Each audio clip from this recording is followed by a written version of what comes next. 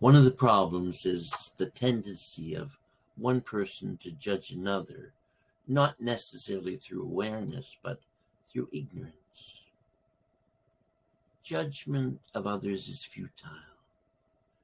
It is usually how we avoid looking at ourselves.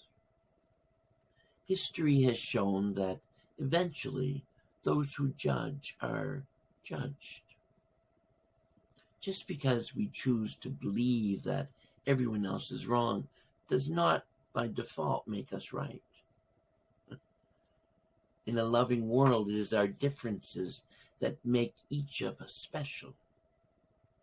The price of this is that it can be hard to place yourself above everyone else if you accept that we are all special.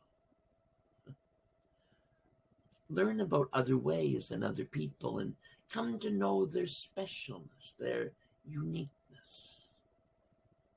We tend to fear what we do not understand.